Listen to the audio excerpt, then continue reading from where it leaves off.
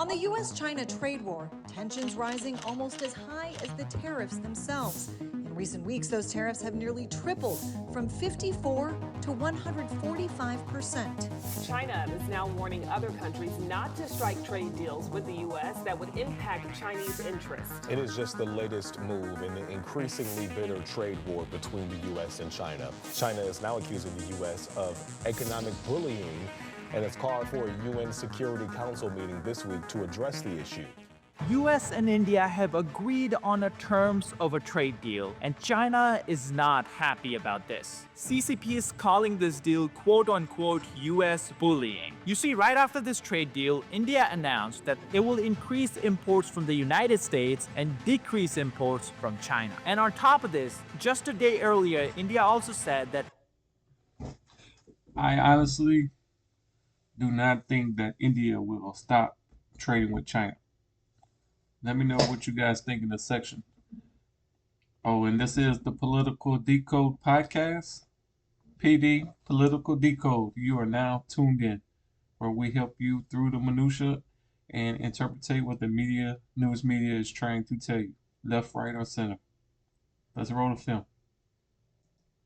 it will be placing more tariffs on goods coming out of China. After seeing what's happening, CCP is realizing that the US plan is working. You see, Trump tariffs on China weren't just about trade with China. That's because we roughly get the same amount of Chinese goods from other countries than what we get from China. And that's why this time around, President Trump wanted to target not just the Chinese trade, but Chinese goods trade that are happening through these other countries. And that's why every single country has a simple ultimatum. They cannot help China circumvent our tariffs. And this is why CCP is furious. Here's what they said. China holding an informal United Nations Security Council meeting tomorrow, accusing the United States of bullying by weaponizing tariffs. Chinese diplomats sending a note to all 193 UN members saying, quote, by weaponizing tariffs as a tool of extreme pressure, the U.S. has gravely violated international trade rules and triggered severe shocks and turbulence in the world economy and multilateral trading system, casting a shadow over the global efforts for peace and development. I gotta stop right there because China is the biggest abuser of the WTO and international trade rules. You know, they want to sell you everything, but they don't let you bring your products in to compete with their markets. Then when there's an issue with currency, they purposely devalue their currency so that you could buy more of their stuff. And a lot of their citizens don't reap the rewards because that's a small percentage of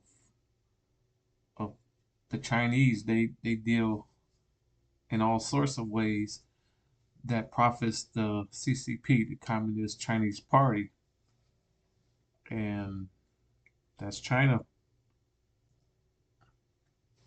Look, the official meeting tomorrow, the title is Bullying and Unilateralism. It is nothing less than Orwellian to see the communist regime of China organizing a UN meeting accusing the United States or any democracy of bullying. Let's recall, this is a regime that as a matter of practice bullies their own people and bullies their neighbors. Going to the UN with Biden might have worked, but Trump doesn't respect the UN. He believes they're fraud, they're corrupt, and Chinese, they have basically been in the pockets of the Chinese. So he's preaching to the choir when he speaks to the UN, you know. It's a country, any country that recognizes democratic Taiwan gets threatened by China. Any country that stands with the persecuted Uyghur minority gets bullied by China. And I've seen it at the United Nations in Geneva when the Chinese ambassador sent threatening letters to any other country's ambassador who would show up at a meeting for the persecuted Uyghurs. And the South China Sea, China bullies its neighbors in the South China Sea. So the notion that Beijing, that the communist dictatorship of Xi Jinping is organizing a UN meeting to condemn the US for bullying is... All right, so listen up. State Farm was trying to charge me $197 for car insurance. No, Orwellian and, frankly, brings new meaning to the words irony. It's truly laughable that the CCP is calling out other countries for bullying, because this is what CCP is doing. In Canada, as the election season is going on, CCP has been caught trying to interfere with Canadian election. They've been accused of trying to discredit a candidate named Joe Trey. According to the report, CCP has been using platforms like TikTok and Facebook to push fake information about the candidate so the voters lose their trust. Now, why is CCP doing this in Canada? Well, because the candidate in question is critical of CCP's actions in Hong Kong. CCP is not a fan of criticism, and they'll do whatever it takes to silence critics. This is why we ask you guys for a favor. Please be sure to hit that like and subscribe button down below, because it helps us out tremendously in the algorithm. Now, here's what we know about the agreement between United States and India. This happened while JD Vance was visiting India and meeting with the Indian Prime Minister Narendra Modi. Now, this is why this trip was such a big deal. Vice President Vance lands in India amidst massive trade tensions. India must open its market to the United States, and doing so could spark a boom in both countries. Key detail everyone's missing: Trump's February meeting with Modi wasn't just diplomatic theater. Behind closed doors, major moves were made on oil, gas, and LNG deals. But India's 70% tariff on US cars versus pre-Trump 2.5% is exactly the kind of unfair trade practices Trump has been fighting. One-way free trade isn't free. US is the world's largest consumer market, and everyone needs to sell here, so they need to open their markets too. Now, on top of this, Trump is also pressuring India to open up their market to American retailers. And this is where things do get a little interesting, because many American companies had been treated very unfairly in India, at least in my opinion. You see, in 2018, Walmart bought a majority stake in Flipkart, which is basically like India's Amazon. This was roughly a $20 billion deal where Walmart paid $16 billion to own roughly 77% of the company. Now, this was by far one of the biggest acquisitions in Indian history. And just a year after this acquisition, what does the Indian government do? They changed the law to make it harder for foreign companies to compete and sell in India. This law was very specifically targeting Amazon and Walmart. Just a year after Walmart paid. If you remember, I just told you, China, that's what they do. That's why they're unfair, because they want to sell you everything, but want to restrict access in their market, so you can't compete in their markets. But they want to dump off everything on you. India just did the same thing.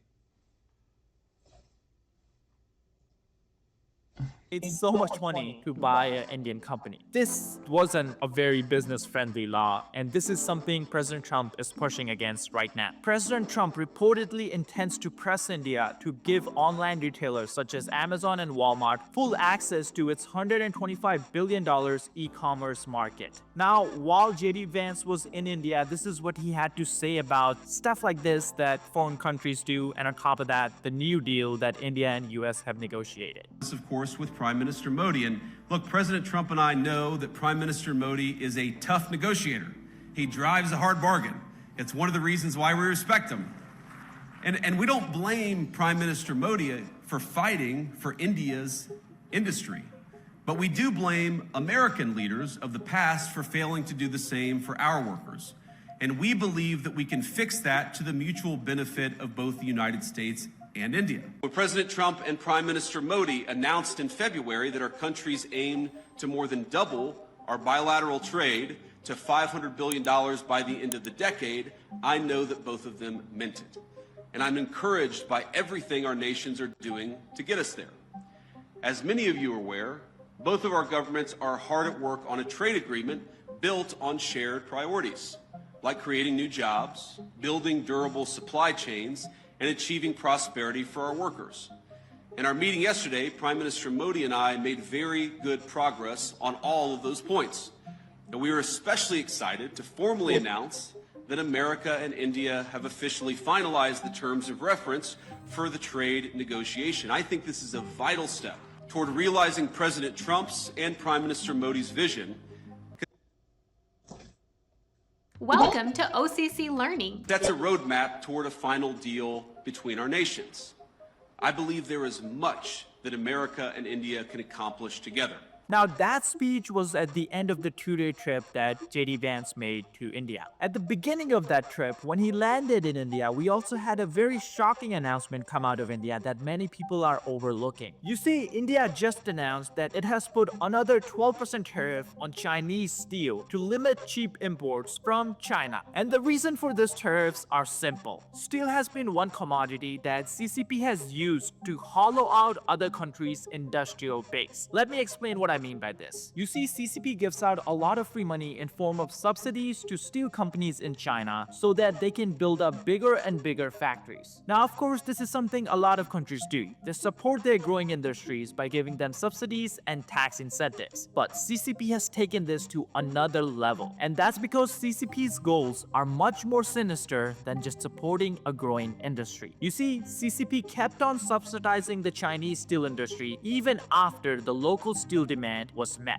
That means China had more than enough production to fulfill all the demands that Chinese customers had for steel. But the goal for CCP wasn't just to satisfy Chinese customers. The goal was to flood the foreign markets with cheap Chinese steel so that foreign steel companies just go out of business. Think about it. Let's say you're an American steel producer. You have to put in your own money to buy a land, you have to put in your own money to build a factory, then you have to put in your own money to pay your workers, buy materials, and all that kind of stuff. Now, of course, you can take out a loan, but at the end of the day, you're gonna get a loan on market rate. You know, whatever everyone else is paying, that's what you'll have to pay. Then, once your steel is produced, you take it to the market and you hopefully sell it for a price so that you make a little bit of profit. Because at the end of the day, that's why you're taking so much risk by putting in so much of your money to make profit. But the equation for Chinese steel companies is drastically different. Chinese companies don't have to worry about paying rent because CCP just gives them a lot of free money as subsidies. They don't have to worry about paying interest if they take out a loan because CCP owns the state banks and they are ordered to give loans for either no interest or cheaper rates. On top of this,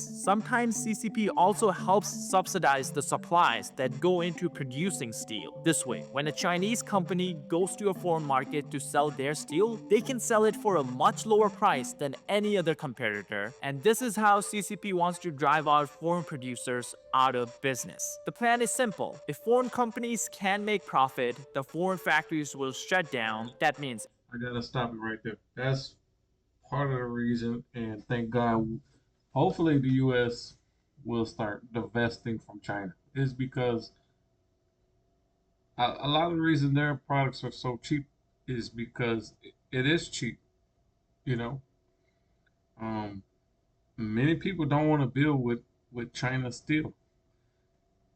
I used to be a rigger in the oil field for 11 years. I could tell you, shackles made in China, they would get thrown overboard. Not because we were anti-China, it's because those shackles would bust and break, and a lot of heavy loads would crash to the deck. So, I mean, just experience with China steel, from what I know, has never been a good one.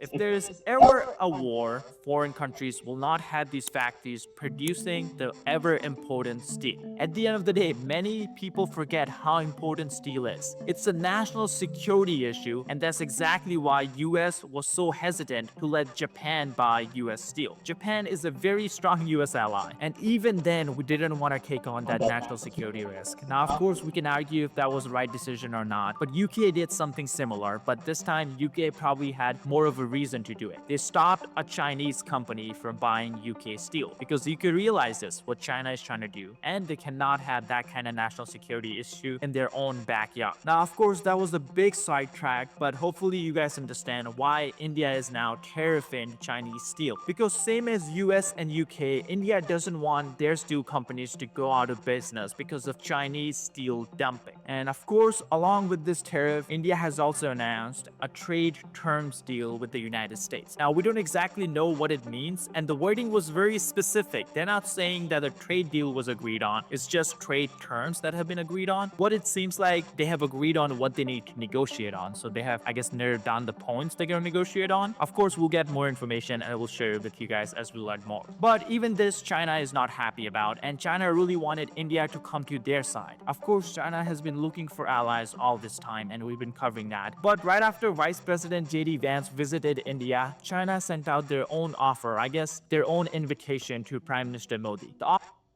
Watching another YouTube automation video on YouTube is not going Simple. Come to Beijing and then India will get an offer that it will not be able to refuse. Unfortunately for Xi Jinping though, Modi kinda just ignored this invitation because based on all the reports, it seems India just never replied. They never said yes, they never said no. But the Chinese action does tell us one thing that we have been saying for the last few days on this channel. CCP and Xi Jinping are trying everything and anything in their power to get more allies on their side. You guys remember it all started with the fake news that came from the Chinese state media. The report said that it was China, South Korea, and Japan who were partnering up to respond jointly against the tariffs that President Trump announced. Hours after this report came out from Chinese state media, both South Korea and Japan came out publicly and said there were no such discussion. They never agreed to anything like this, and they have no clue where China got this idea. Then after this fake news, Xi Jinping went on his charming trip, I guess, where he went to Vietnam, Cambodia, and Malaysia. And he wanted to convince these countries that China is a better ally than United States, and he wanted these countries on his side. But unfortunately, this trip didn't really yield much result either. Now, China is also trying to extend the cooperation with regional neighbors. She just went on a trip to several of them last week. What does that mean for the global market?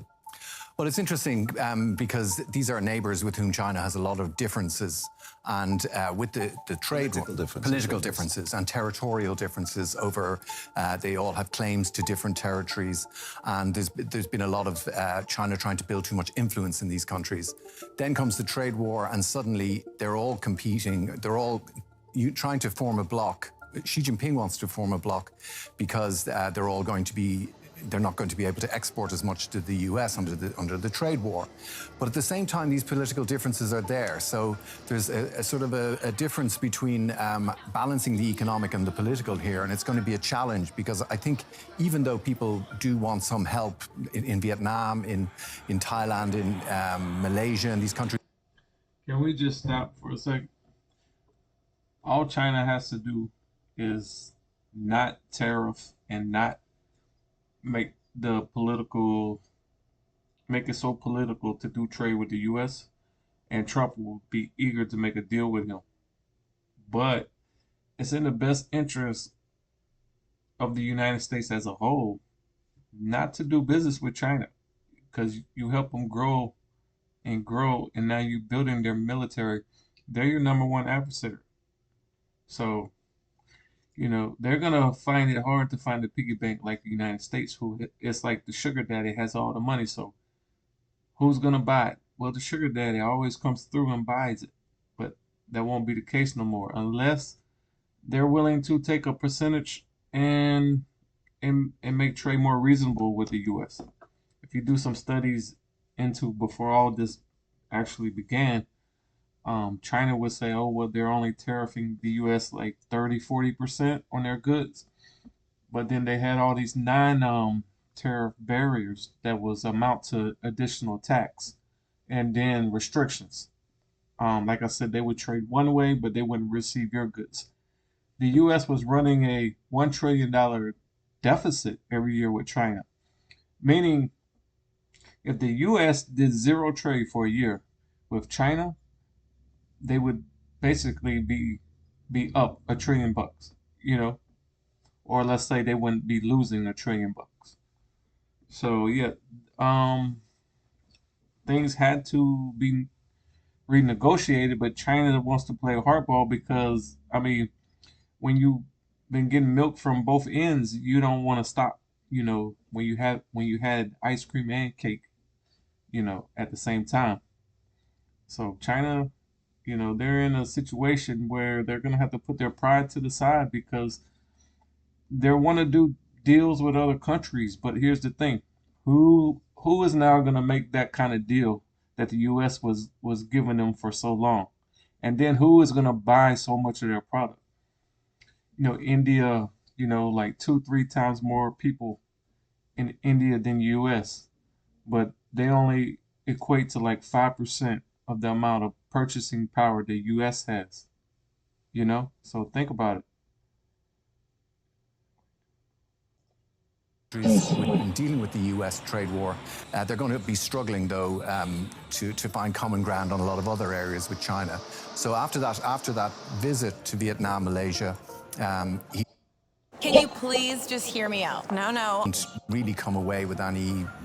They said they were, the optics were very good, but they didn't really come away with anything firm on how to deal with the trade war. Now, of course, the optics for this trip was good because Xi Jinping did sign a few deals with Vietnam, but at the end of the day, he didn't get what he wanted. He wanted Vietnam to be on China's side and not negotiate with the United States, and that's clearly not happening. In fact, as soon as Xi Jinping left the country, Vietnam bought 26 US F-16 fighter jets. So like I said yesterday, I don't know what he said to Vietnam, but it was most definitely the greatest sales pitch for US defense industry. Similar things are happening in Vietnam. After China denied Boeing planes that Chinese airlines had bought, it seems that countries like India and Malaysia are now competing to buy those planes because countries are seeing an opportunity to benefit all the while China is shooting itself in the foot. You see, it takes 7 years to put in an order for Boeing 737 MAX plane, and China is now just not taking in the orders that they have placed. The planes are ready and China is sending it back. So these countries are saying, hey, we'll take them. We don't want to wait 70 years for the plane that we wanted to order. Why not just take the one you were going to give to China? So Xi Jinping was trying to put a ban on Boeing planes to hurt the United States economy, when in reality, Boeing has a long order backlog, so it isn't really going to be a problem for Boeing, at least for not next few years. But the reason China is so badly looking for an ally is because Xi Jinping realizes China cannot survive this trade war without other countries. China is way too dependent on the United States, and on top of that, US is offering these countries a deal that they cannot refuse. When in reality, Xi Jinping is telling everyone that he wants to offer countries a deal that they will not be able to refuse. Here's what I mean. Look at this report. I keep hearing that the US will drop tariffs on countries that agree to match US tariffs on China. If true, this is a smart policy. It builds alliances, strengthens global pressure on China, and rewards fair trade. Sure do hope this happens. Now, this does sound like a good idea, but it's unlikely something like this will happen because this seems very, very extensive. Even though it's a good idea, it seems too good to be true. But one thing that US has been trying to do is isolate China. And what I mean by that is any country that wants to negotiate a trade deal with the United States, one thing they have to agree to is not help China circumvent the US tariffs. And this is something that goes back to 2018 when President Trump first put tariffs on China in his first term. What China basically did was they agreed to some terms but didn't really follow through. On top of that, CCP devalued their currency so that tariffs basically cancel out. And on top of that, China started using other countries like Vietnam, Cambodia, and Mexico, where Chinese goods are made in China, then shipped through these countries where these companies have warehouses, and the whole purpose of the warehouse is just to switch out the label. The label that says made in China gets switched out to made in whatever country the warehouse is in. Now, this is highly illegal when it comes to international trade, and this is exactly why US is now asking every country, I guess, not nicely, very forcefully, that they need to start enforcing this rule. And we are seeing results already, because see what South Korea just caught. They caught a Chinese company trying to do the exact thing that US said China has been doing, and it will not accept it anymore. Now, clearly, China was not happy about this. China didn't want countries to crack down on its illegal practices. So this is what China did. China has banned South Korea from exporting goods containing its rare earths to the US military contractors or the US military, warning of swift retribution for failure to comply. Like I said, CCP is trying anything and everything. They cannot decide if they want to sweet talk other countries to becoming China's ally or if they want to bully other countries to become China's ally. But one thing CCP realizes, and that's for sure, CCP cannot win this trade war alone. They need other countries, and they cannot depend on Russia, Iran, and North Korea. We'll see what happens, but ultimately they have to make a deal because otherwise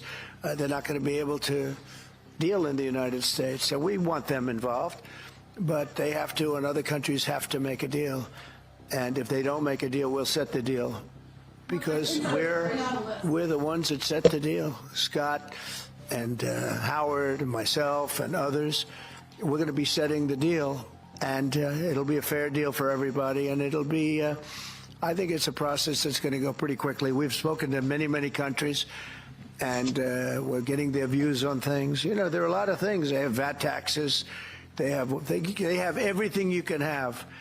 Don't forget, as an example, the European Union was set up to take advantage of the United States. That's why it was set.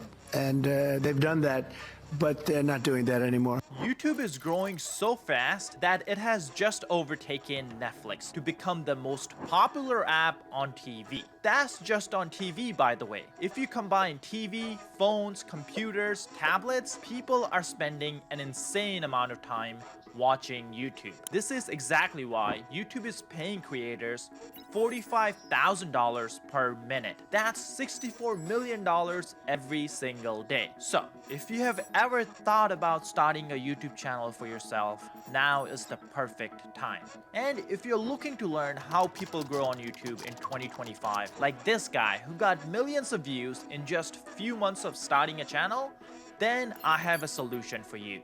This weekend, I'm holding a free bootcamp for beginners where I will share all our YouTube advice and answer any questions. Okay, enough of that. If you like the content that we're pushing out on this channel, please hit the subscribe button so we can keep on pushing out more content like this. Thank you.